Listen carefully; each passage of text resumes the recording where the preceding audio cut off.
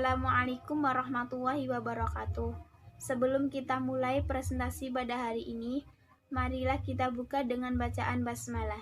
Bismillahirrahmanirrahim. Terima kasih.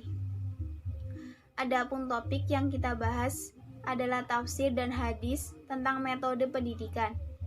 Perkenalkan, saya Jumratul Aini sebagai moderator. Adapun anggota saya yaitu Azhari dengan NIM 20030966052 dan Sulis Nurul Hafidho dengan NIM 20030966064. Submateri yang akan kita bahas ada 3, yaitu menjelaskan Al-Quran tentang rambu-rambu penerapan metode pendidikan yang akan disampaikan oleh saudara Azhari. 2. Menjelaskan hadis-hadis tentang metode yang digunakan Nabi dalam mendidik sahabat yang akan disampaikan oleh Sulis Nurul Hafidho. 3. Menjelaskan tentang 4 kompetensi yang harus dimiliki oleh guru yang akan disampaikan oleh saya. Baik, untuk materi yang pertama yang akan disampaikan oleh saudara Azhari, kami persilahkan. Yang pertama, pengertian metode pendidikan Islam. Secara etimologi, pendidikan berasal dari bahasa Yunani, yaitu meta dan hodos.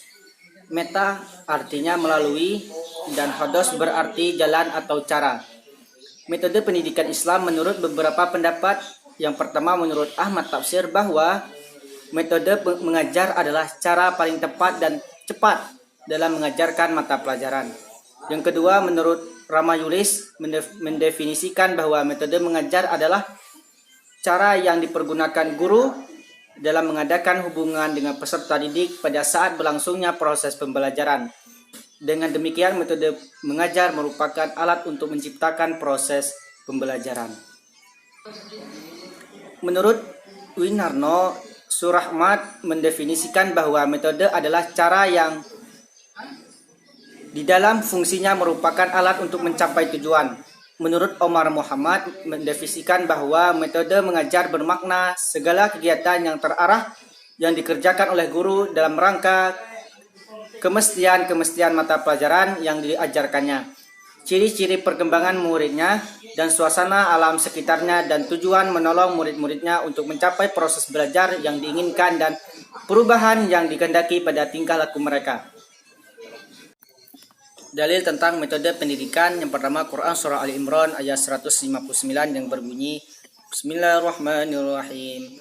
Fabima rahmatin minallahi linta lahum walau kunta fazzan walizal qalbi law faddu min hawlik fa'fu anhum wastaghfir lahum wasyawirhum fil amr fa idza azamta fatawakkal 'ala Allah innallaha yuhibbul mutawakkilin. Artinya, maka berkat rahmat Allah engkau Muhammad berlaku lemah lembut terhadap mereka. Sekiranya kamu bersikap keras dan berhati kasar, tentulah mereka menjauhkan diri dari sekitarmu. Karena itu maafkanlah mereka dan mohonkanlah ampun untuk mereka. Dan bermusyawarahlah dengan mereka dalam urusan itu. Kemudian apabila engkau telah membulatkan tekad, maka bertawakallah kepada Allah. Sungguh Allah mencintai orang yang bertawakal. Profesor Hamka menjelaskan, dalam ayat ini bertemulah pujian yang tinggi dari Allah terhadap Rasulnya karena sikapnya yang lemah lembut, tidak lekas marah kepada umatnya yang tengah dituntun dan dididiknya. Sudah demikian besar kesalahan beberapa orang yang meninggalkan tugasnya karena loba akan harta itu. Namun Rasulullah tidaklah terus marah-marah saja, melainkan dengan jiwa besar mereka dipimpin. Kemudian menurut Quraisy Shihab di dalam tafsirnya Al-Misbah menyatakan bahwa ayat ini diberikan Allah kepada Nabi Muhammad untuk menuntun dan membimbingnya sambil menyebutkan sikap lemah lembut Nabi kepada kaum muslimin, khususnya mereka yang telah melakukan pelanggaran dan kesalahan dalam perang Uhud. Beliau bermusyawarah dengan mereka sebelum memutuskan perang. Beliau menerima urusan mayoritas mereka, walau beliau kurang berkenan. Beliau tidak memaki dan mempersalahkan para pemanah yang meninggalkan markas mereka, tetapi hanya menegurnya dengan halus dan lain-lain. Kemudian Al-Maidah ayat 67, Ya ayyuhar rasulu balligh ma unzila ilaika min rabbik wa in lam taf'al fama ballagta risalatah Wallahu ya'simuka minan nas, innallaha yahdil qaumal kafirin. Artinya, wahai Rasul, sampaikanlah apa yang diturunkan Tuhanmu kepadamu. Jika tidak engkau lakukan apa yang diperintahkan, itu berarti engkau tidak menyampaikan amanatnya. Dan Allah memelihara engkau dari gangguan manusia. Sungguh Allah tidak memberi petunjuk kepada orang-orang kafir. Ayat ini menganjurkan kepada Nabi Muhammad agar tidak pernah perlu takut untuk menghadapi gangguan dari mereka dalam membentangkan rahasia dan keburukan tingkah laku mereka itu. Karena apa? Karena Allah menjamin akan memelihara Nabi Muhammad dari gangguan orang-orang kafir Quraisy maupun orang-orang Yahudi. Kemudian Quran Surah An-Nahl 125, Ud'u ila sabili rabbika bil hikmati wal mau'izatil hasanah wajadilhum billati hiya ahsan. Inna rabbaka huwa a'lamu biman dhalla an sabilihi wa huwa a'lamu bil muhtadin.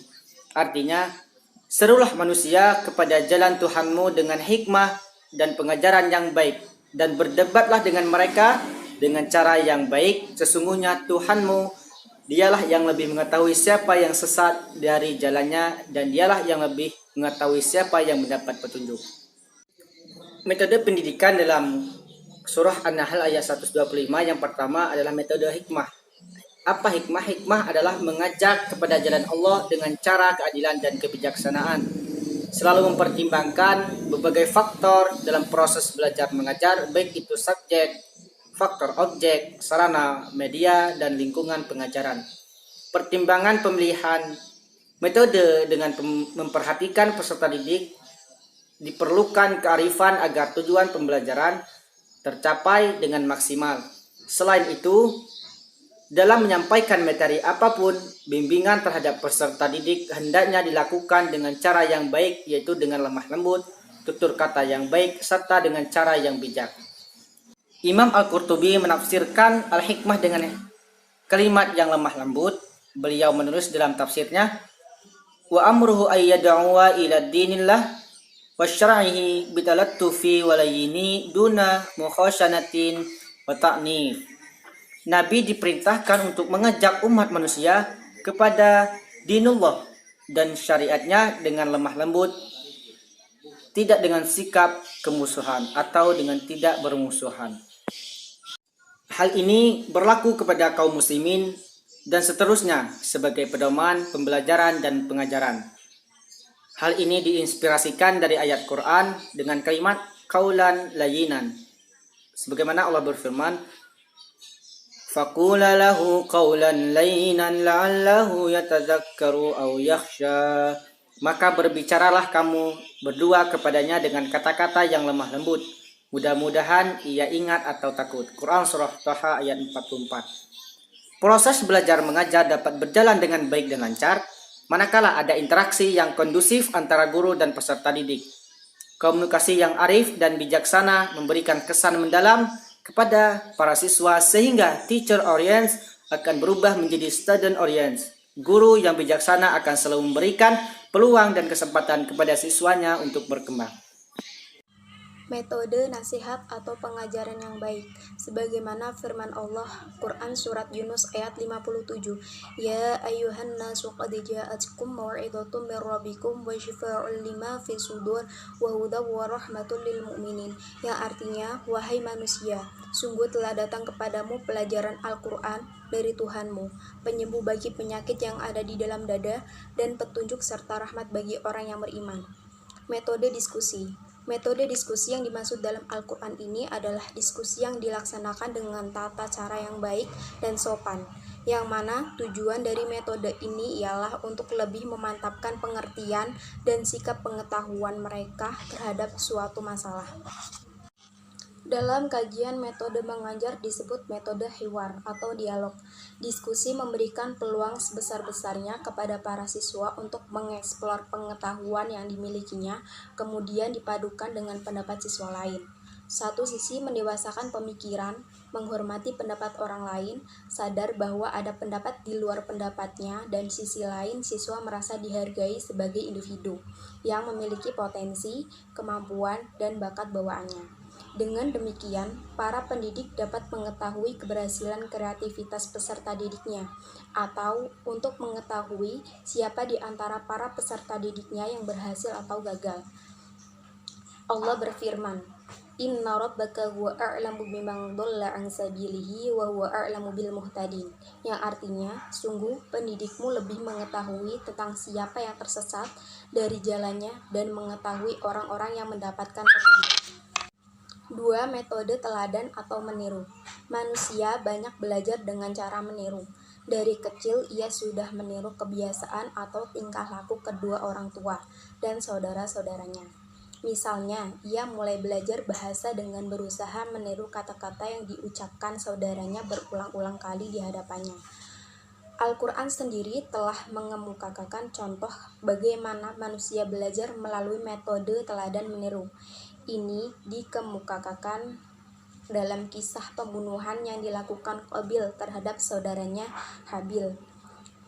Sebagaimana ia tidak tahu cara memperlakukan mayat saudaranya itu, maka Allah memerintahkan seekor burung gagak untuk menggali tanah guna menguburkan bangkai seekor gagak lain. Kemudian Qabil meniru perilaku burung gagak itu untuk mengubur mayat saudaranya Habil. Melihat tabiat manusia yang cenderung untuk meniru dan belajar banyak dari tingkah lakunya lewat peniruan, maka teladan yang baik sangat penting artinya dalam pendidikan dan pengajaran. Nabi Muhammad sendiri menjadi suri tauladan bagi para sahabatnya. Dari beliau, mereka belajar bagaimana mereka melaksanakan berbagai ibadah. Melalui suri tauladan yang baik, manusia dapat belajar dari kebiasaan baik dan akhlak yang mulia. Sebaliknya, jika suri tauladan yang buruk, manusia akan terjerumus pada kebiasaan yang buruk dan akhlak yang tercela. Metode ceramah. Metode ini merupakan metode yang sering digunakan dalam menyampaikan atau mengajak orang mengikuti ajaran yang telah ditentukan. Bahkan ada yang berpendapat metode ceramah ini dekat dengan kata tabligh, yaitu menyampaikan sesuatu ajaran. Pada hakikatnya, kedua arti tersebut memiliki makna yang sama, yakni menyampaikan suatu ajaran. Nabi Muhammad SAW bersabda, "Sampaikanlah apa yang datang dariku walaupun satu ayat, dan ceritakanlah apa yang kamu dengar dari Bani Israel, dan hal itu tidak akan salah. Dan barang siapa berdusta atas namaku, maka bersiap-siaplah untuk menempati tempatnya di neraka." Hadis riwayat Bukhari. Hal ini juga berkenaan dengan firman Allah Subhanahu wa taala, "Inna anzalnahu Qur'anan Arabiyyan la'allakum ta'qilun. Nahnu naqussu 'alaika ahsanal qasasi bima awhayna ilaika hadzal Qur'an wa in kunta min qablihi laminal ghafilin." Sesungguhnya kami menurunkan berupa Al-Quran dengan berbahasa Arab, agar kamu memahaminya. Kami menceritakan kepadamu kisah yang paling baik dengan mewahyukan Al-Quran ini kepadamu. Dan sesungguhnya kamu, sebelum kami mewahyukannya, adalah termasuk orang-orang yang belum mengetahui. Quran Surat Yusuf ayat 2-3. Ayat di atas menerangkan bahwa Tuhan menurunkan Al-Quran dengan memakai bahasa Arab kepada Nabi Muhammad SAW, dan Nabi menyampaikan kepada para sahabat dengan jalan cerita dan ceramah. Metode ceramah masih merupakan metode mengajar yang masih dominan dipakai, khususnya di sekolah-sekolah tradisional. Metode pengalaman praktis. Seseorang yang hidup tidak akan luput dari sesuatu yang bernama problem. Bahkan manusia juga dapat belajar dari problem tersebut, sehingga memiliki pengalaman praktis dari permasalahannya. Situasi-situasi baru yang belum diketahuinya mengajak manusia berpikir sebagaimana menghadapi dan bagaimana harus bertindak. Dalam situasi demikian, manusia memberikan respons yang beraneka ragam. Kadang mereka keliru dalam menghadapinya, tetapi kadang juga tepat. Dengan demikian, manusia belajar lewat trial and error, belajar dari mencoba dan membuat salah, memberikan respon terhadap situasi-situasi baru, dan mencari jalan keluar dari problem yang dihadapinya. sebagaimana firman Allah dalam Al-Quran surat Al-Ankabut ayat 20. Bismillahirrahmanirrahim. Qul siru fil ardi fanzuru kaifa badal khalqa thumma Allahu yunshi'un nash'atal akhirah innallaha ala kulli syai'in qadir. Artinya, katakanlah, berjalanlah di bumi, maka perhatikanlah bagaimana Allah memulai penciptaan makhluk, kemudian Allah menjadikan kejadian yang akhir. Sungguh Allah Maha Kuasa atas segala sesuatu.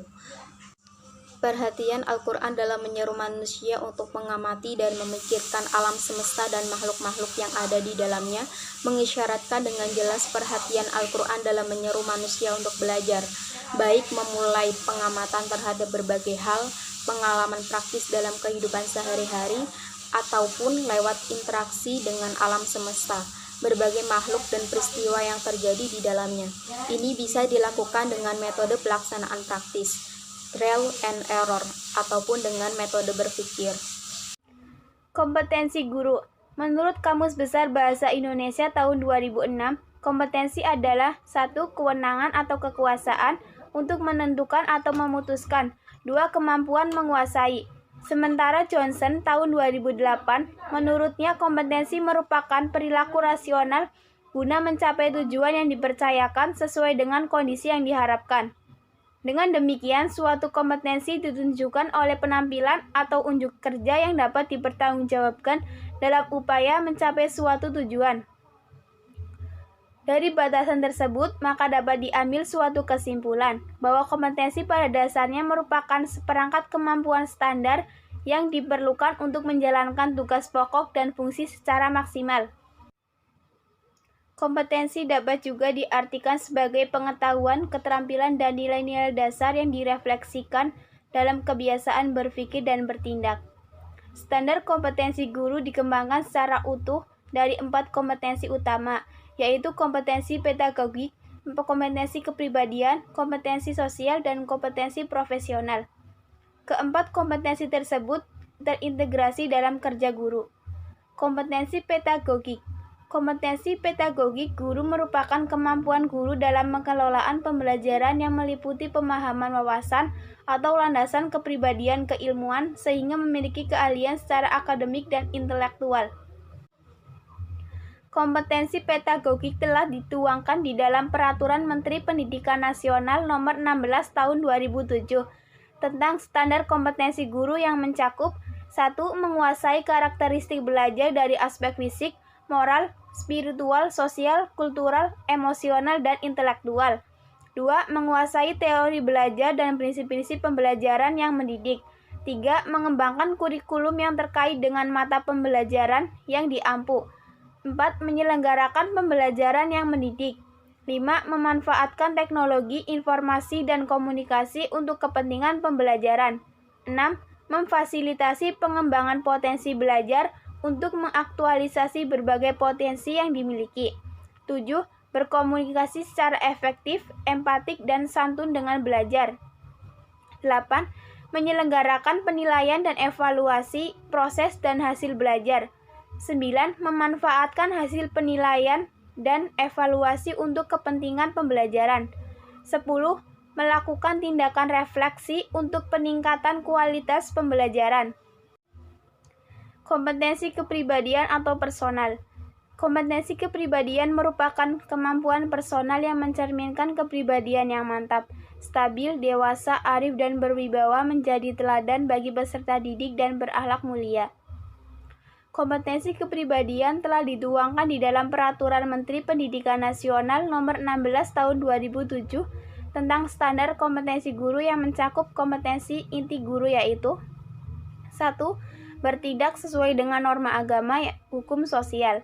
2. Menampilkan diri sebagai pribadi yang jujur, berakhlak mulia, dan teladan bagi pelajar dan masyarakat. 3. Menempatkan diri sebagai pribadi yang mantap, stabil, dewasa, arif, dan berwibawa.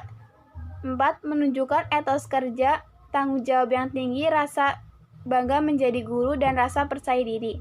5. Menjunjung tinggi kode etik profesi guru. Kompetensi sosial. Kompetensi sosial merupakan kemampuan guru sebagai makhluk sosial dalam berinteraksi dengan orang lain. Inti dari kompetensi sosial terletak pada komunikasi. Tetapi komunikasi yang dimaksud adalah komunikasi yang efektif.